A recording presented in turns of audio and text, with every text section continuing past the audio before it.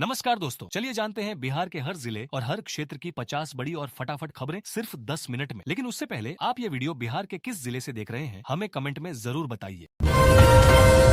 भारतीय मौसम विज्ञान विभाग (IMD) ने बिहार के कई हिस्सों में अचानक मौसम बदलने की गंभीर चेतावनी जारी की है। राजधानी पटना, गया और नवादा में कल हुई हल्की बूंदाबांदी के बाद अब अगले 48 घंटों के लिए दक्षिण बिहार के 6 जिलों में ओलावृष्टि का ऑरेंज अलर्ट दिया गया है। मौसम विभाग के अनुसार तेज हवाओं और गरज के साथ भारी बारिश होने की प्रबल संभावना है, जिससे आम जनजीवन और फसलों को भारी नुकसान पहुंच सकता है। प्रशासन ने एहतियात बरतते हुए लोगों को खराब मौसम के दौरान सुरक्षित स्थानों पर रहने की सलाह दी। पटना में अपराधियों ने गुजरात से आए 2 व्यापारियों को अपना निशाना बनाकर 15 किलो सोने की सनसनीखेज ठगी की। बदमाशों ने खुद को कस्टम विभाग का फर्जी अधिकारी बताया और अवैध सोने की जांच के नाम पर व्यापारियों को डरा धमकाकर सारा सोना लूट लिया। पुलिस ने इस मामले की गंभीरता को देखते हुए विशेष टीम गठित की है और सीसीटीवी फुटेज के आधार पर अपराधियों की पहचान करने की कोशिश कर रही है। इस बड़ी लूट की घटना ने शहर की सुरक्षा व्यवस्था और बाहर से आने वाले व्यापारियों की सुरक्षा पर कई गंभीर सवाल खड़े कर दिए। बिहार सरकार ने राज्य की स्वास्थ्य व्यवस्था को बेहतर बनाने के लिए मेडिकल कॉलेजों में सीसीटीवी कैमरों के जरिए डॉक्टरों की उपस्थिति की निगरानी करने का सख्त फैसला लिया। स्वास्थ्य विभाग के नए आदेश के मुताबिक अब डॉक्टरों की हर गतिविधि पर नजर रखी जाए और ड्यूटी के दौरान बिना सूचना गायब पाए जाने वाले डॉक्टरों पीजी मान्यता तक रद्द की जा सके। सरकार का यह कड़ा कदम अस्पतालों में अनुशासन बनाए रख और मरीजों को समय पर उचित इलाज सुनिश्चित करने के उद्देश्य से उठाया गया है, ताकि लापरवाही को पूरी तरह खत्म किया जा सके। बिहार के भागलपुर जिले को अंतर्राष्ट्रीय स्तर का योग हब बनाने की योजना को आधिकारिक मंजूरी मिल गई है। लगभग 100 एकड़ की विशाल भूमि पर बनने वाले इस केंद्र में भगवान शिव की एक 112 फीट ऊंची भव्य प्रतिमा स्थापित की जाएगी, जो इस पूरे क्षेत्र की एक नई सांस्कृतिक पहचान बनेगी। सरकार का मुख्य लक्ष्य इसे विश्व स्तरीय आध्यात्मिक और योग पर्यटन केंद्र के रूप में विकसित करना है। इस बड़ी परियोजना से न केवल स्थानीय पर्यटन को जबरदस्त बढ़ावा मिलेगा, बल्कि क्षेत्र के युवाओं के लिए रोजगार के कई नए और बेहतर अवसर भी पैदा होंगे। बिहार पुलिस की कार्यप्रणाली पर न्यायालय ने एक मामले की सुनवाई के दौरान कड़ी फटकार लगाते हुए सख्त नाराजगी जाहिर की। कोर्ट ने स्पष्ट रूप से कहा किसी भी किशोर को हथकड़ी लगाकर अदालत में पेश करना कानूनन अपराध और मानवाधिकारों का घोर उल्लंघन है। संबंधित पुलिस अधिकारियों के खिलाफ अनुशासनात्मक कार्रवाई करने के निर्देश जारी किए गए हैं। इस आदेश के बाद पुलिस मुख्यालय ने तुरंत हरकत में आते हुए सभी थानों को किशोर न्याय अधिनियम के नियमों का सख्ती से पालन करने और नाबालिगों के साथ मानवीय व्यवहार सुनिश्चित करने का लिखित निर्देश जारी कर दिया। बिहार में 1 अप्रैल से बिजली बिल भुगतान के लिए टाइम ऑफ डे सिस्टम लागू कर दिया गया है। इस नए नियम के तहत अब बिजली की दरें समय के अनुसार तय होंगी, जिसमें सुबह 9 बजे से शाम 5 बजे तक बिजली का उपयोग करने पर 20% की रियायत मिलेगी। हालांकि शाम के पीक आवर्स में बिजली का उपयोग महंगा साबित हो सकता है। सरकार ने यह कदम बिजली की भारी खपत को संतुलित करने के उद्देश्य से उठाया। उपभोक्ताओं को सलाह दी गई है कि वे अपनी भारी मशीनों का उपयोग दिन के समय ही करें। पटना में अपराध की एक बड़ी घटना सामने आई, जहां बेखौफ अपराधियों ने ओम प्रकाश यादव और उनके एक समर्थक को सरेआम गोलियों से भून दिया। इस हमले में दोनों बुरी तरह घायल हो गए हैं, जिन्हें इलाज के लिए गंभीर हालत में नजदीकी अस्पताल में भर्ती कराया गया है। घटना के बाद से पूरे इलाके में भारी तनाव का माहौल व्याप्त है और स्थानीय निवासियों ने सुरक्षा की मांग को लेकर पुलिस के खिलाफ प्रदर्शन किया। पुलिस की शुरुआती जांच में इस हमले का मुख्य कारण पुरानी रंजिश को माना जा रहा है और आरोपियों की तलाश जारी है। सुरक्षा एजेंसियों ने एक बड़ी कार्रवाई करते हुए चर्चित मदरसा PFI मामले के मुख्य मास्टरमाइंड मोहम्मद असगर को गिरफ्तार करने में सफलता प्राप्त की। इस हाई प्रोफाइल मामले में अब तक कुल 4 महत्वपूर्ण गिरफ्तारियां हो चुकी हैं। असगर पर भोले भाले युवाओं को कट्टरपंथी बनाने और उन्हें राष्ट्र विरोधी गतिविधियों में शामिल करने का गंभीर आरोप। फिलहाल ATS और NIA की संयुक्त टीम उससे लगातार पूछताछ कर रही है, ताकि इस पूरे आतंकी नेटवर्क के अन्य सक्रिय सदस्यों और उन्हें मिलने वाली विदेशी फंडिंग के गुप्त स्रोतों का पूरी तरह खुलासा किया जाए। पटना नगर निगम ने शहर की स्वच्छता रैंकिंग सुधारने के लिए कचरा प्रबंधन के नियमों में बड़ा बदलाव करते हुए 4 रंगों के डस्टबिन का उपयोग अनिवार्य कर दिया है। अब निवासियों को अपने घरों का गीला, सूखा, सैनिटरी और खतरनाक कचरा अलग अलग डस्टबिन हरा, नीला, लाल और काला में ही देना होगा। निगम ने स्पष्ट किया है कि जो लोग इन नियमों का उल्लंघन करेंगे, उन पर भारी आर्थिक दंड लगाया जाएगा। इस महत्वपूर्ण पहल का मुख्य उद्देश्य कचरे का वैज्ञानिक तरीके से निस्तारण और प्रभावी पुनर्चक्रण सुनिश्चित करना है, ताकि प्रदूषण कम हो।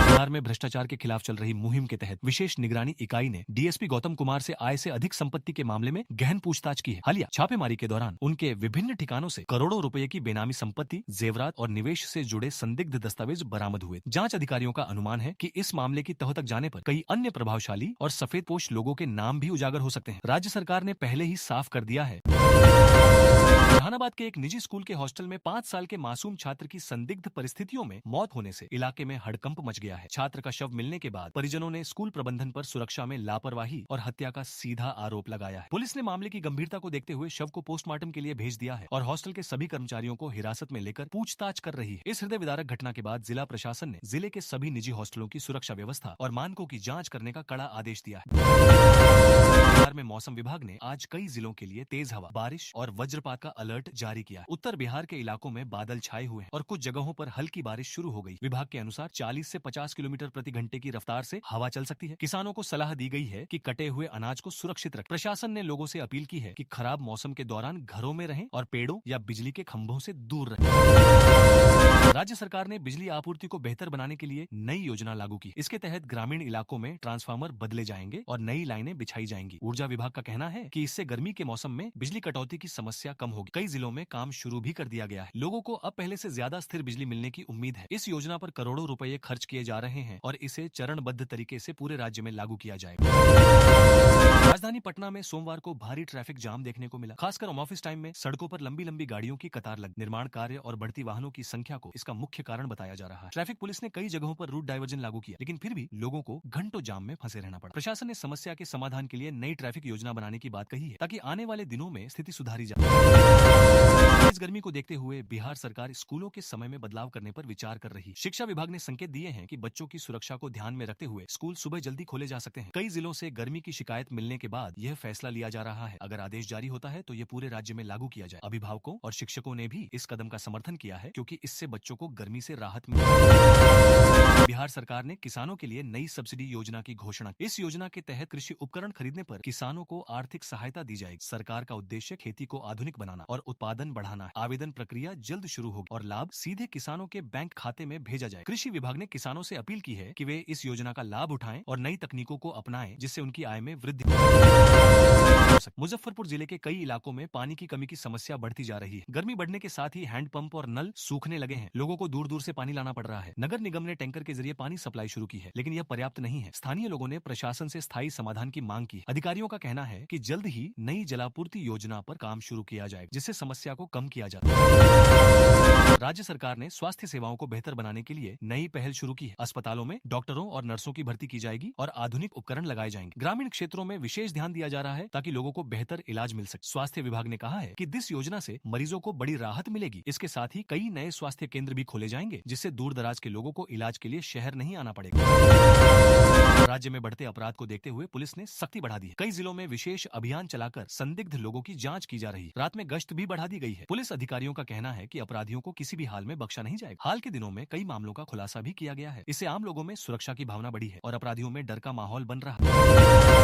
बिहार के कई जिलों में युवाओं के लिए रोजगार मेले का आयोजन किया जा रहा है। इसमें विभिन्न कंपनियां हिस्सा लेंगी और योग्य उम्मीदवारों को नौकरी के अवसर दिए जाएंगे। सरकार का उद्देश्य बेरोजगारी कम करना है। युवाओं को मौके पर ही इंटरव्यू देने का अवसर मिलेगा। श्रम विभाग ने कहा है कि इस पहल से हजारों युवाओं को रोजगार मिल सकता है। इच्छुक उम्मीदवारों से अपील की गई है कि वे सभी जरूरी दस्तावेज लेकर मेले में शामिल हो।